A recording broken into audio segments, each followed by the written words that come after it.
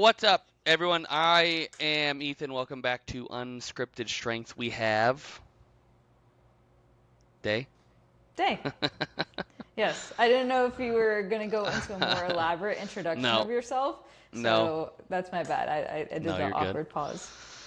We're gonna do a Q&A from some of your questions you left us. Thank you for the questions. Yeah, please leave the questions. We want to answer them. We want to answer fitness questions or life questions or like how we do anything or any questions you have for us or about yourself or training or whatever.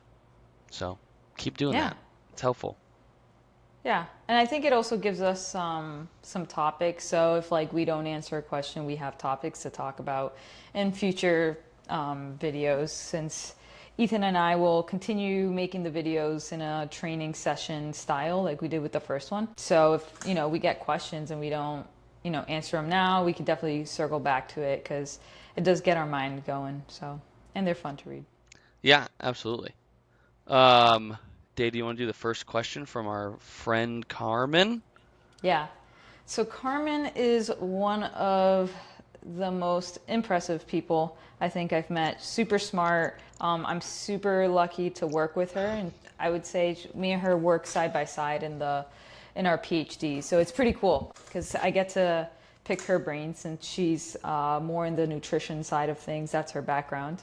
So her question: how do you program for yourselves? Do you have a focus each training block? How do you know how many exercises, rep schemes, sets, etc.?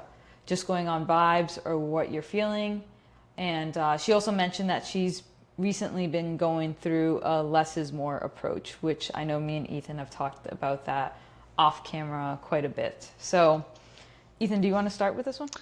Yeah, I guess I can start because mine is much less elaborate than I think people might think it is. Um, I currently, and if you haven't asked us, we can send you we made a training plan document that Day and I are filling out as we work out, so you guys can see what workouts we're doing and follow along if you want to, or if you're just curious to see our volume, our exercise choices, our reps, our sets, whatever.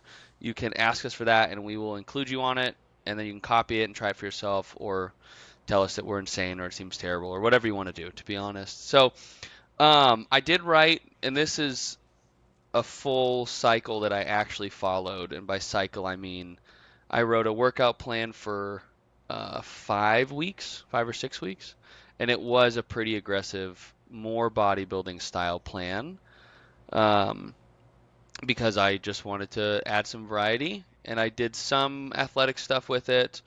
But I did a 5 day a week upper lower push pull legs. So Monday I would do upper, Tuesday's lower, Wednesday was push, Thursday was pull, Friday was legs. So it kind of splits up. My upper day, I don't do that again until 2 days after. My lower day, I don't do that again for 3 days.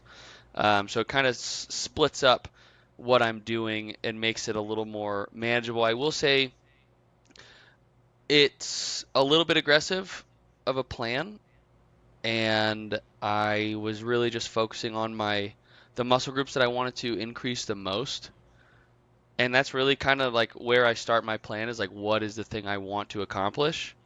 And then I program down from that. So if you ever look at my plans, the first exercise will tell you kind of where my plan's leading, especially something that is like a focus day if it's not total body.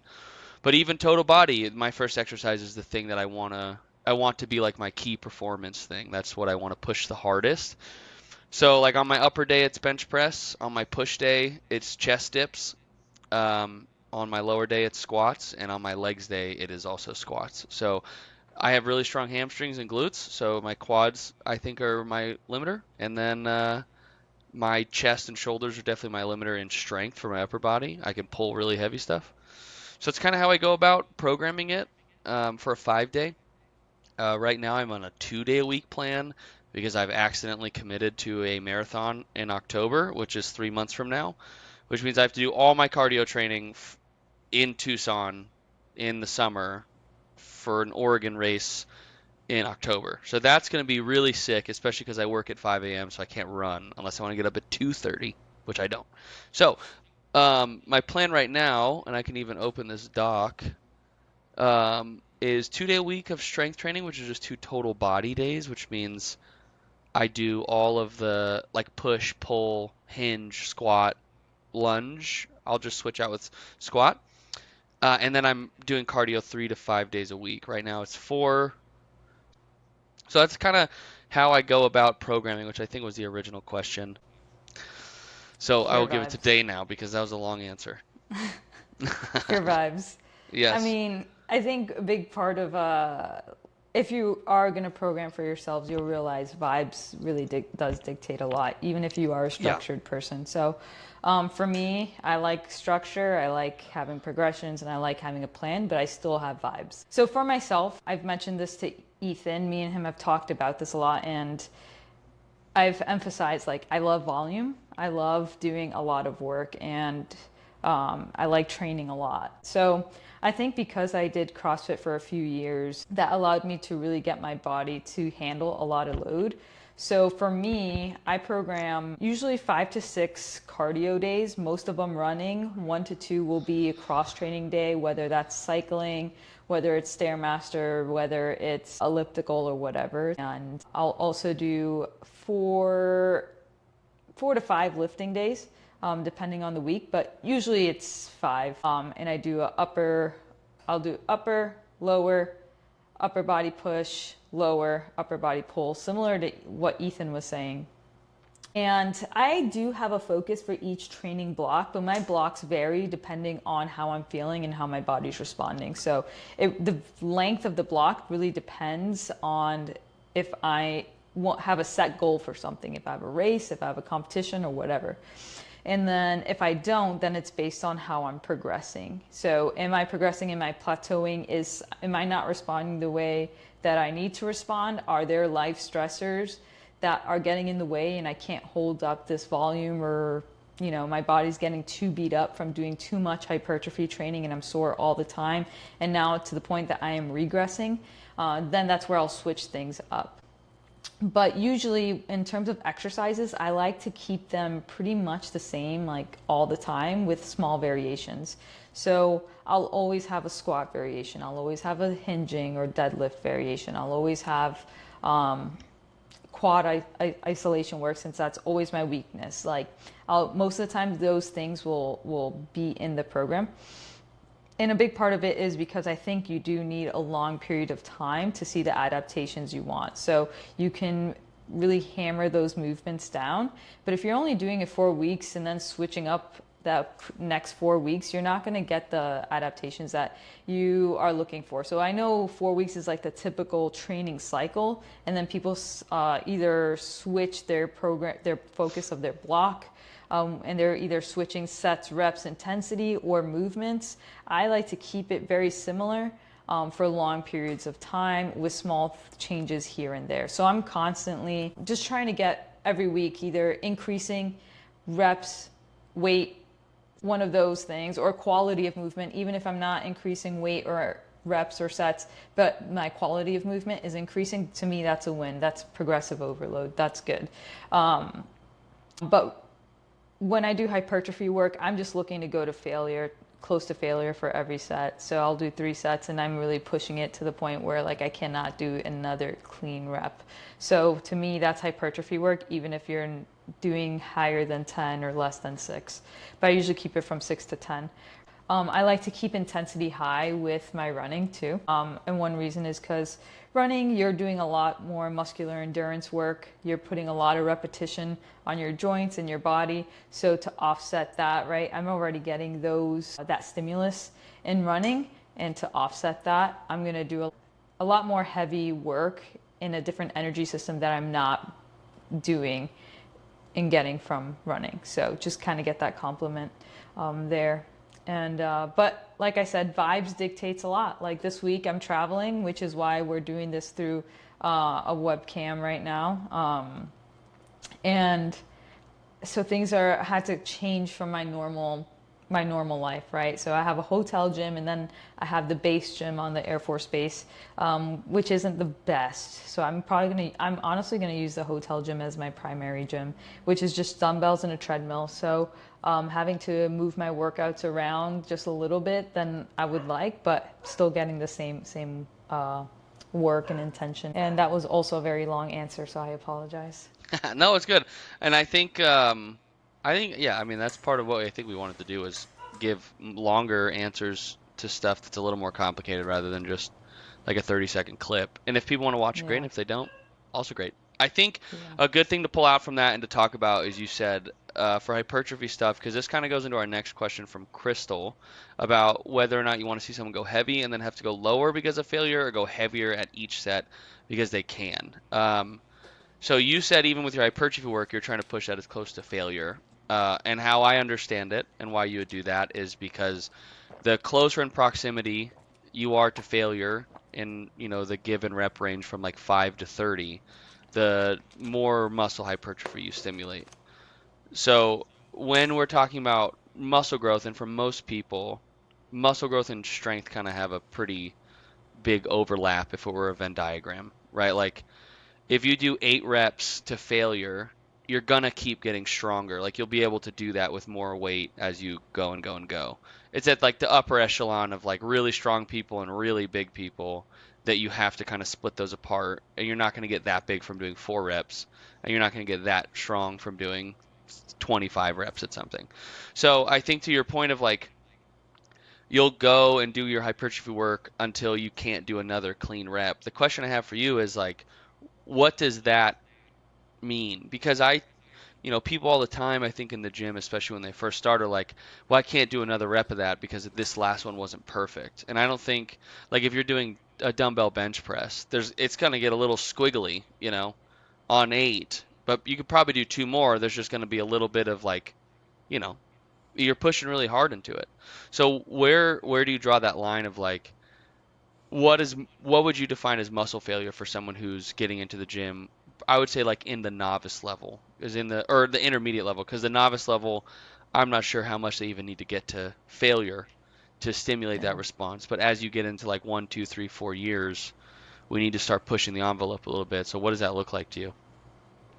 To me, it's the speed of the movement. So, if I were to put up a clip of my bench and I'm pushing it to failure, my dumbbell bench, you'll notice that maybe like my arms aren't even moving the same speed. My right's going to be up a little bit faster than my left. So right now that's close to failure. I can't maintain good form after that point, right? So that's one. Another thing that you'll see is that it moves extremely slow. Like I'm hitting a sticking point, and then beyond that sticking point, things are moving like snail's pace to the point where it's like there's no way that you're going to be able to do that again, right? But you were able to bail out safely. So that right there I would consider to be failure as well. And then the obvious is you can't get another rep.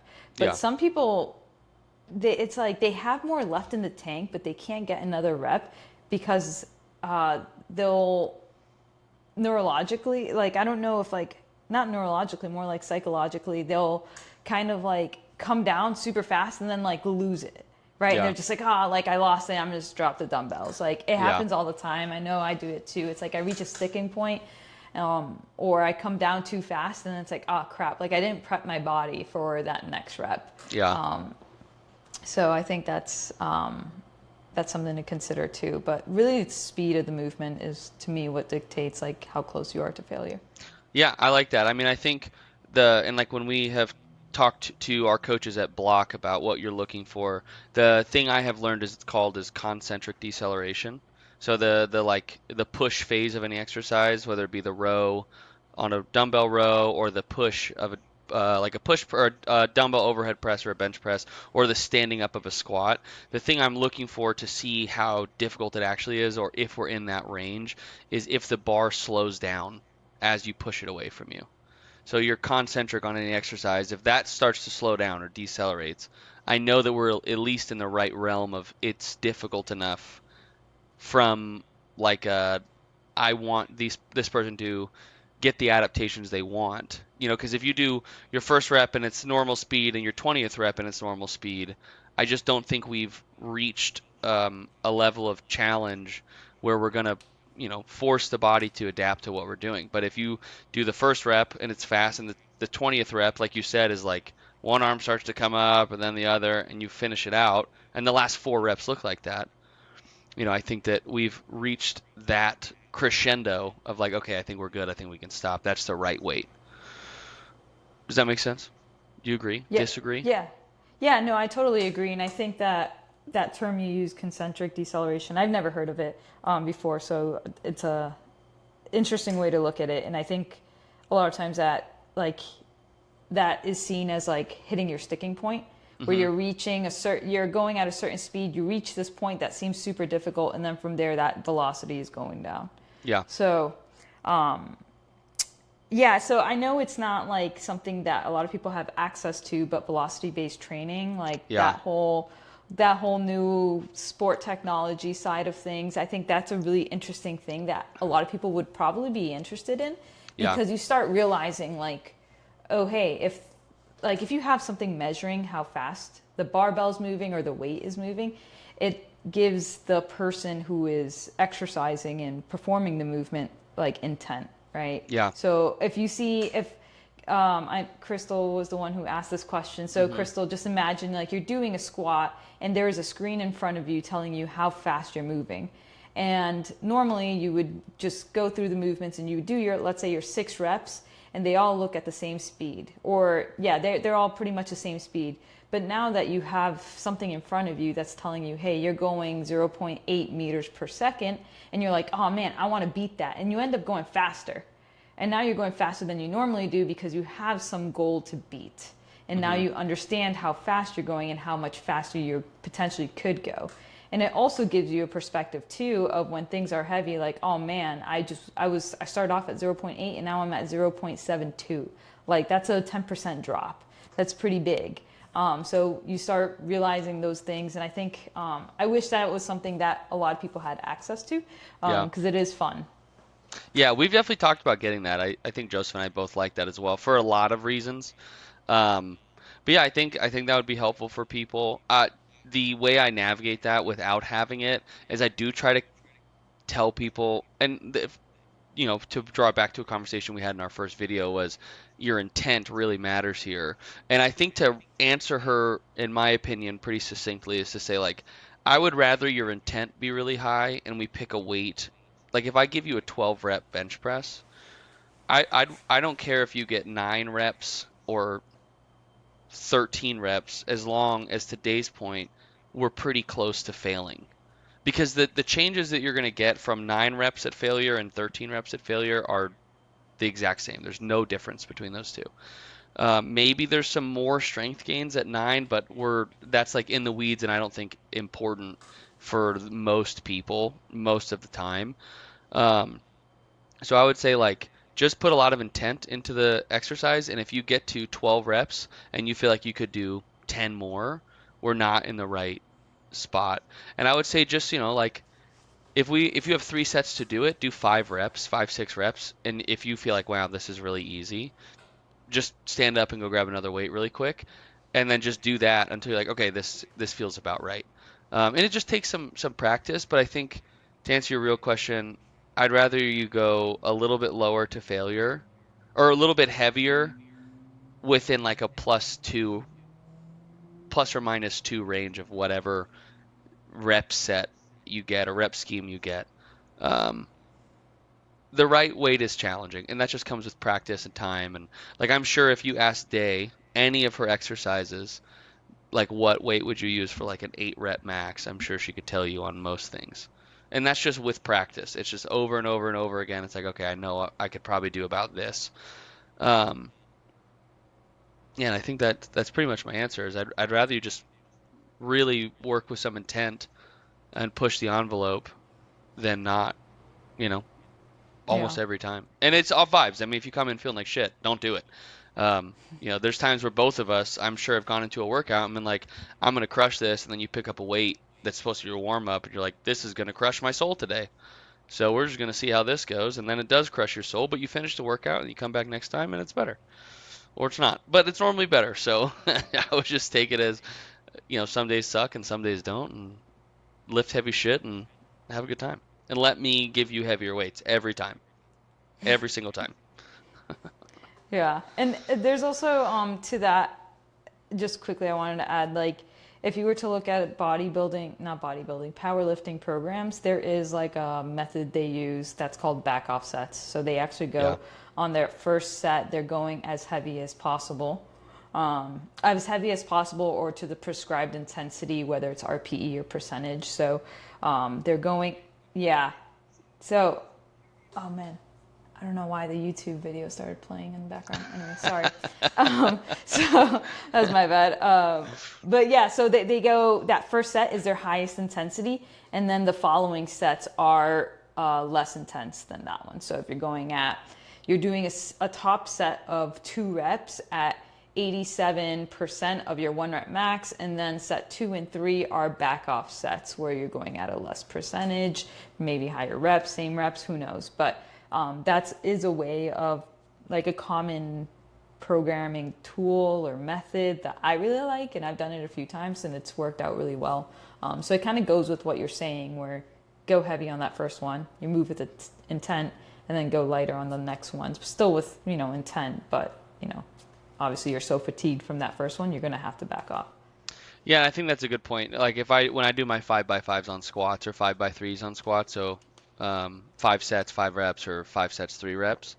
I'll do like my first one is my first working sets. I'll do 2 warm-up sets normally at a lower weight. I know Crystal and I have talked about this. For anyone wondering, if you have like a 5x3, so 5 sets of 3 reps, 5 sets of 5 reps, that is 5 sets, in my opinion, typically of working sets, which is like above 70% of your 1 rep max.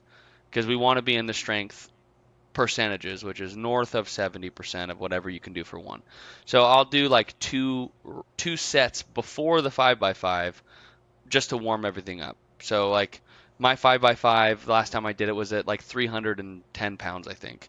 My warm up was 165, 245, and then I did like 2 reps at 270, and then I went to my first set, and it was like 305, 305, or 305, 310, and then I backed it off because at 310, my five, it was like a grinder to get out of that, and I knew there was no way I was hitting five on the next one, so I backed it off by like I think 8 or so%, which brought it down to like 295 or something, and then I just kind of did that one. I think I took another 5 pounds off, and then I took another 5 pounds off, and then I finished. So it's like you kind of come up and peak really hard on your first or second, normally second set, and then you back it off gradually to make yourself hit those five. Because like Dave said, you get pretty fatigued at those heavier weights, and then there's no way.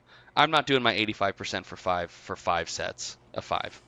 Maybe, but that's like smelling Why not? salts and 2 monsters, and I'm ready to go. Yeah.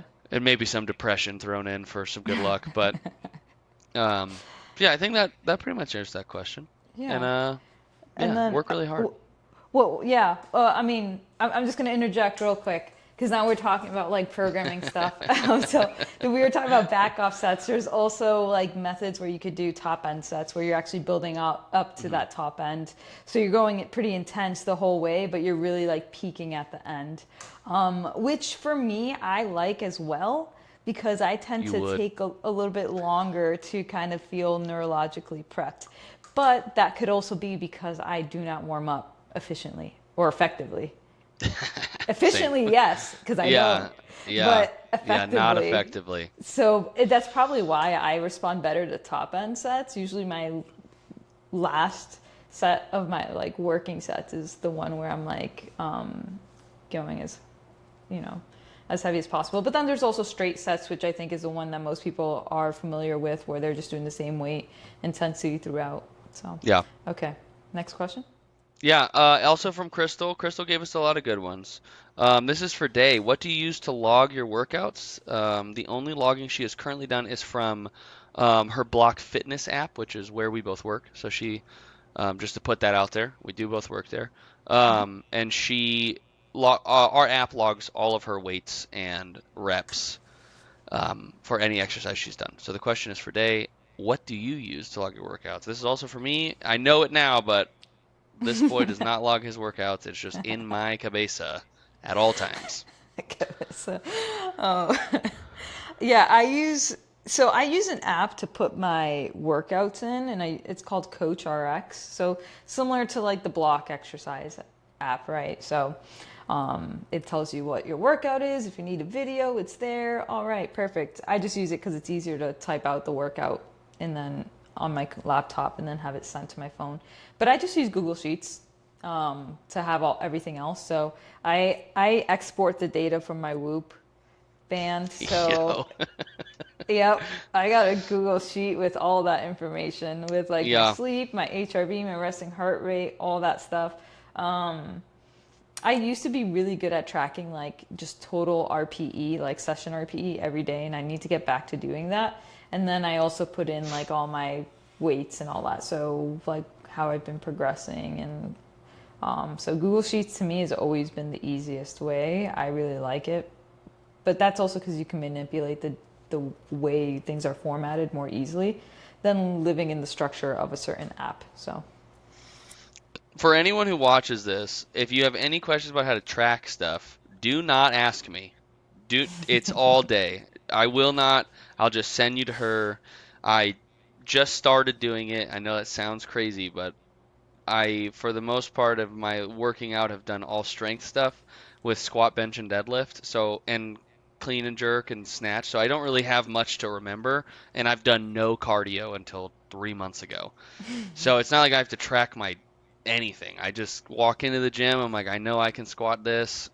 I could do a quick percentage, and that kind of stuff sticks in my head. I kind of like I have like that locked in my brain. But so if you have any questions for that, it's not me at all. In fact, we have if anyone wants, we can share you our Google sheet. We have a Unscripted Strength Google sheet that has both of our workouts on it and what we're doing for the week. Um, so you can just message us or comment and we'll send it to you. Just give us your email address.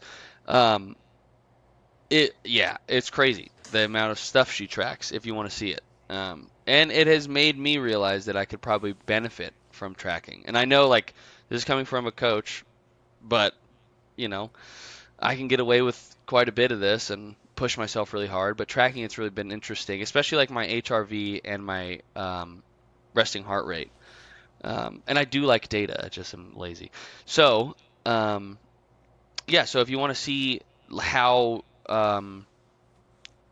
how much intent she puts into tracking her workouts, just ask us to share that with you, and you can, and we, there's no paywall behind it. We'll just share everything we do with you, and you can copy it and use it.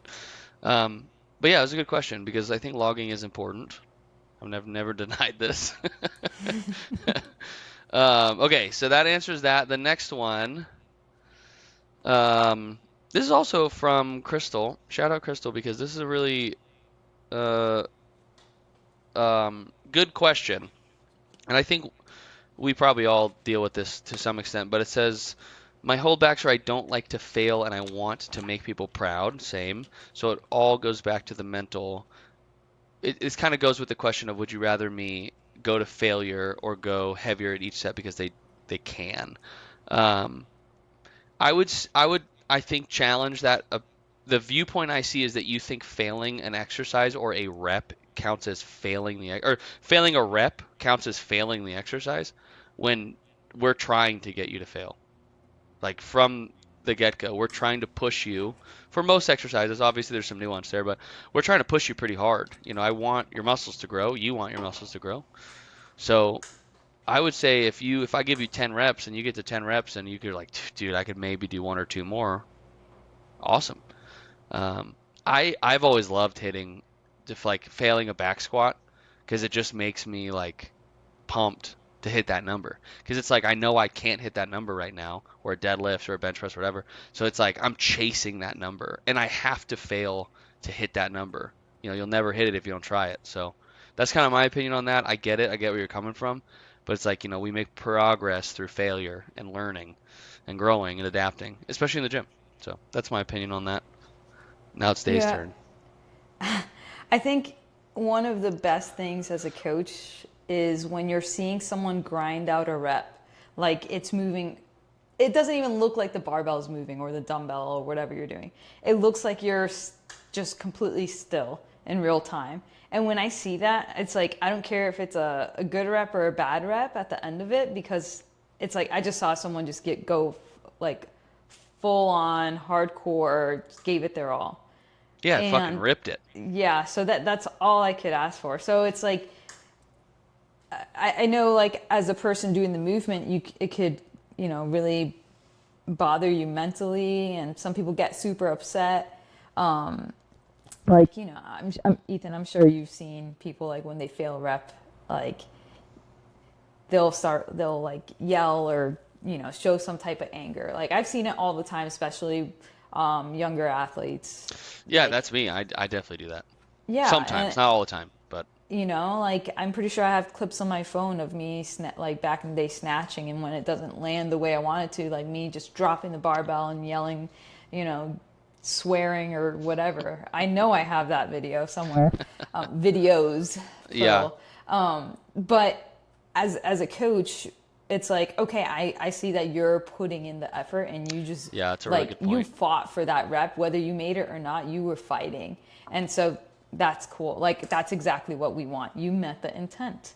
Yeah, Yay. Yeah. So I think that's one of the coolest things. So, like, when I see that with someone, whether they fail the rep, I always go up to them after and I'm like, you killed it. Like, like, there's not more than I could ask from you. yeah, Because, like, it doesn't mean you're never going to get that weight. Like, you're probably if you were holding that weight that's close to your 1 rep max or whatever intensity, for however many reps you were doing it, and you were to the point that you're so, like, moving so slow, you look like you're isometrically holding that weight under fatigue, you were putting in some work, and eventually that barbell is gonna move. So it's like, just, all right, cool, you did it, you worked hard, I love it. We're gonna try this again after X amount of weeks, days, whatever. But that just means we got more reps to do and more time to put in. yeah. I think I would want to get rid of the word intent because I think the effort I think is such a better way to describe it. It's the same thing, but like, yeah, like I know it sounds weird or whatever, but you're definitely like with everyone at block, like when you guys push that hard, it's like I'm proud. It's like fucking that's sick. That's what I want to see. I want to see high effort, high intent, because then I know that you are there for you. Like no one, you don't show up for someone else and put in that kind of effort. You show up for you and put in that kind of effort. So that's like, it shows that to us that you're like trying and you care. And that's all, I want you to care about what performance you do, what changes you make. Because everyone comes to the gym and they're like, I want to either be more athletic or I want a nicer ass and nicer back and arms. That's just is what it is. There's a couple other, but that's like, I mean, even athletes, they want to be better at their sport, but we all know what we're here for. Um, so, and your health, obviously. But, it's nice to see that. It's nice to see you guys have a lot of effort for that. That's cool. It's cool to watch. Yeah. And Um, no, go ahead. sometimes the pendulum will swing the other way too, where people think that should be the norm every day. And it's like, I take it a failure, but I take it to a safe failure where I'm not Yeah. grinding out every rep. Like, you know, um, I'm really just like getting close to that line where it's like I cannot do anymore. That does not mean I'm holding the weight isometrically, super slow, for 5-10 seconds, and then dropping the weights after for every single exercise of every set. Yeah. So just be careful with how many times that does happen. And that's where, as a coach, we would chime in where it's like, dude, no, like, you've been doing this way too much. Your CNS is fried, your body's fried. We need to, Hmm. like, slow it down and pull it back. So that's where a lot of your understanding your body and your feedback and being able to communicate that to either yourself or to your coach or whoever you're working with is, like, extremely pivotal, right? Because that's where, if you're not able to control the amount of workload that you're putting on your body, and you're just putting too much, like we were talking about stressors, in the previous episode, that's where things like injuries will come up, right? And like, so what's today? Today's Tuesday. On Hmm. Sunday, I actually hurt my back, and I have the video. I hurt my back on my last rep of my last set. It was my last set, and I was doing tricep dips. I hurt my back. It was weighted tricep dips, and as I was doing it, I felt like once I was done, I jumped off, and I had the belt with 40 pounds, and the way I landed was just horrible. It was like straight legs, like it was just like it was so bad, and like oh god, and like right when I landed, my back was just like nope, and I was talking to Marley about it because obviously she's the one that I run everything through because she's like gives me clarity in my head. And what we realized was like I've been kind of going a little bit too hard for too long. And I was also trying to mush in a few different workouts for this week all on Sunday. Like all my heavy movements because I knew I wasn't going to have access to a barbell. So I was like, guess that means I'm going to do it all on Sunday. Yeah. And so, because of me not modulating that workload and my body's response led to me like eventually hurting my back. Luckily, like I feel good now, but like I wasn't able to move on Sunday and most of yesterday. So that was fun. Yeah. So I think the moral of this is like you got to wade into the water a little bit and experiment and know Yeah. what your body can take. And sometimes that means you find out that it can't take something and you back it Yeah. off, you know? So you do have to experiment a little bit. And yeah, I think I think a good way to say it, because I do think it maybe came across that I was like just full send it every time. Don't. It's not a full send thing. It's like you just push yourself to where you feel comfortable. But and you'll know that like to anyone who watches this that works out, you know when you have not given an exercise effort. Yeah. It just is what it is. I know you know it. Um, and I know you know when you've given it a lot of effort. So give it the effort you can and back it off when you feel like you don't. And if you don't know, I'd say wade into the water a little bit and figure out if you can swim. And then once you feel like you can't, take a couple steps back. Because you'll Yeah. never figure out what you can do with your body unless you figure out what you could do. Um, Yeah, and like I think that's the tricky part with like giving advice because like yeah, I'm sitting here telling you I take everything mostly to failure, and that I like volume, and now I'm telling you like yeah, but don't do that, right? So it's like kind of like do it, but like don't like do it, but like understand your body, and so like I know Carmen mentioned in her question that she's currently doing the less is more approach, which I think is a smart approach if you're bringing things up to that intensity, right? Where it's like, yeah. okay, I'm going to be going to close to failure on a lot of these main movements, dumbbell bench, squat, whatever it is. So a five sets of 6 to 8 probably no go. You're gonna have to cut that baby in half, right? Like bring down the sets, bring down the reps. Like you're gonna have to modulate the volume quite a bit, which is kind of nice because then you're not doing like all this volume, right? And you have some time to rest in between the sets appropriately and all that stuff. But yeah, understand your body, understand where you're at, and as Ethan said, I think you put it really well. Like test the waters. Yeah. Just wade in a little bit. Have some fun. Yeah, Splash yeah, around where it's a little deeper. Take your yeah. floaties off a couple times. Don't drown yourself. Um, we're going to address this in two parts. This last question is from Crystal. Questions from Crystal. The comment is from Carmen. Carmen says, and she agrees with us, Diet Coke is the way the world goes around. To which we Yes. all three agree on this. Um, Crystal also has a interesting point if you watched the last video where she said, what are your guys' other nutritional difficulties besides Diet Coke? First of all, it's not a difficulty, it's a choice.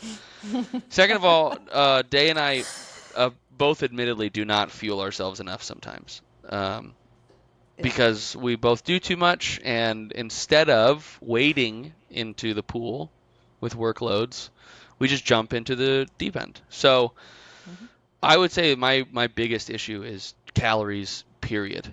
I just I like today I worked for 8 or 9 hours and then rode. I was on a rowing machine for an hour and did 12,000 meters. Um, and I had a bagel and an RX bar, 2 cups of coffee, and then that's it.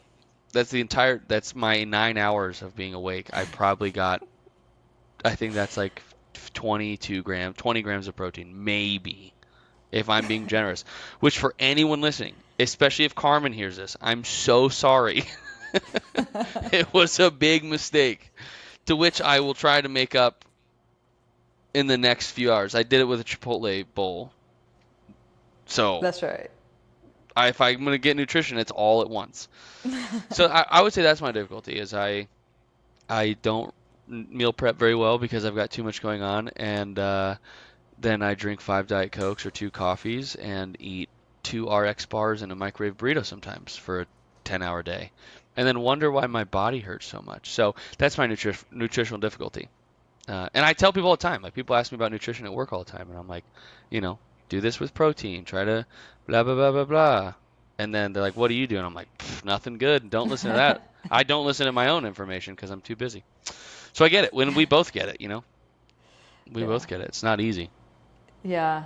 Um, yeah, because I think we were having this conversation last time, and you were telling me what you ate that day, and it was like almost hmm nothing. Yeah, And it's I very think, similar. 2 protein bars with 10 grams each, not protein yeah, bars, yeah, and yeah, that's what it was. It was yeah, too. it was 2 candy bars and and one microwavable burrito, which had 18 grams of protein. uh, that is impressive. You know It's what? Like, fucking terrible, is what it it's is.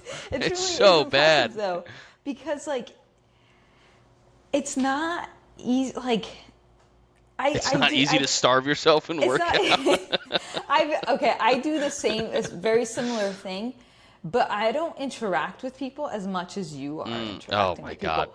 And All when day.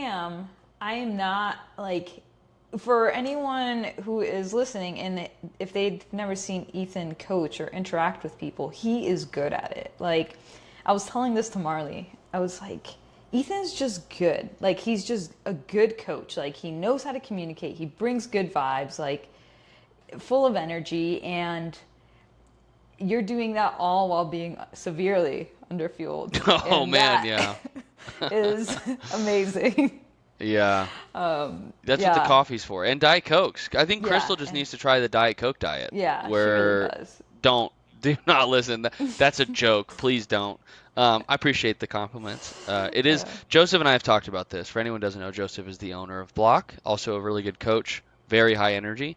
That the deeper I get into coaching hours, the I will just it's like I can turn it up. And I think I do it on purpose because I know like I've got to run a gym with you know, between 8 and like 15 clients in it who are looking for a thing that they paid for, and I have to show up, and I don't like not showing up. So I'll just go brew another pot of coffee in the back and just be like, well, I'm not hungry yet because I think I've had enough caffeine to stave that off. So Yeah. might as well just figure this out. And then I get home to my wife. I'm like, can we please eat dinner? I'm so hungry. But yeah, it's difficult. Don't do what I do. It's a Yeah. terrible idea. Some days I'm really good. I'm on it. And Some when days you I'm are not on so. it, I bet you're on it too. Oh yeah. Yeah, like know how much protein's in all my food. I've got Yeah. it. I've got like carb snacks in the middle to like keep me going. I've got it timed out. And then some days I show up and I'm like, I didn't bring food today. I'll be good. I'll be fine. It'll be fine. I'll eat the free protein bars and the bacon. Damn straight. I've definitely had 3 of those in a day. Yeah. Oh, I feel ya. Is what I it is. actually had, yeah, I had 3 protein bars today because I didn't bring any food with me to See, work. people, you can just don't think you're overthinking it. We overthink so much stuff. Okay? So much. Yeah. Yeah, yeah. But so I did bodybuilding in 2017. And 2016, 2017, and 2018, I tracked every piece of food that went into my mouth. And because I'm a Yo. neurotic person, I hmm prepped all my food, but like I tracked everything. That's And dope. so yeah, it was interesting. Like it was truly an interesting time of my life, and it was an interesting experience that I wouldn't change for anything, because like I learned so much about like what my body responds to, what's normal, what's not normal in terms of nutrition and Yeah. all that. And like I obviously fell off with that once I got deployed, because what am I going to track fucking the Pop Tarts they give you? MREs, track Yeah, MREs. yeah, dude. That'd be sick. You're like, this is 3,000 calories. I don't. That's all I got today, so Yeah, yeah. we'll be good. Yeah, so I stopped tracking then, and then I just fell off the wagon, and I was like, I didn't really feel like I needed to anymore Hmm. because I had a good understanding of like what I needed to eat, how much, and then I like went to the opposite side of the pendulum where I'm at now, where it's like, some days I could go all day, and I'm like, oh wow, I had one stroopwafel, like Ethan was saying. Like, it's the end of the day. I'm going home. I'm talking to Marley on the phone as I'm driving, and she's like, "What'd you eat today?" And I'm like, "A stroopwafel. Can you make me 500 grams of egg whites so I could like try to catch up?" And then my stomach is upset because I had Hmm. 500 grams of egg whites. Hmm. Yeah. And I'm trying to cram in all these things at the end of the day. So very similar to Ethan, but another thing too is like I've grown. I don't know why, but I've become increasingly picky with food. Mm. And I don't like flavorful food, so I also had Chipotle today. That's the And craziest statement I've ever heard. You said this to and me like earlier, and I just don't get it. like after eating that bowl, I'm like, I probably won't, like I know I'm gonna go on my full day tomorrow not hungry because that was so much flavor. I felt like it would take care of me for like 2 days. I just Yo, I we love plain were food, we're man. not born the same way. Like I just want egg whites and toast every meal Does all the anything time, go and on it? oatmeal. Cheese, What about salt the and oatmeal? cheese. Sometimes I'll have it plain, sometimes I put protein in it. Did you just say Like plain, protein. like just oatmeal? Yeah, it's delicious. It's the Yo, plainer the food, the better. Um, so I yeah. don't get it. I don't understand. So never ask me for any food suggestions.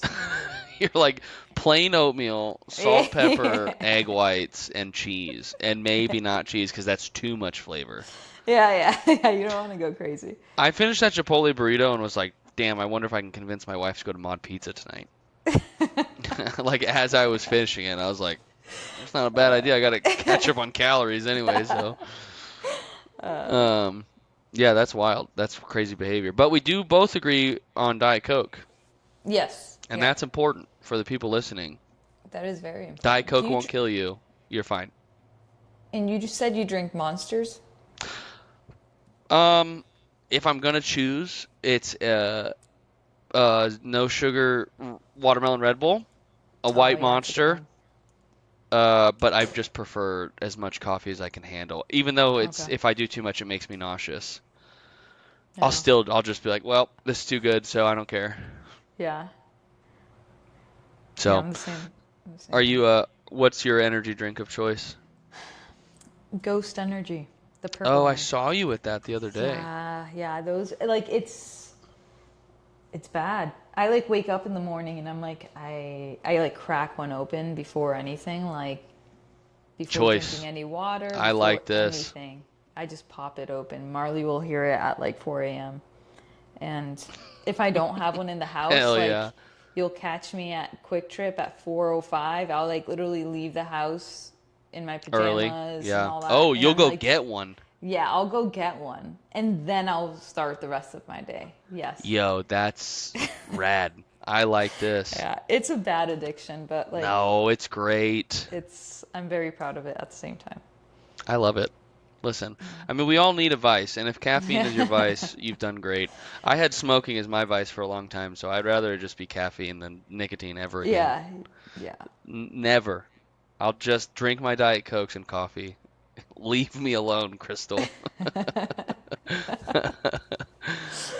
Um, all right. You got anything else?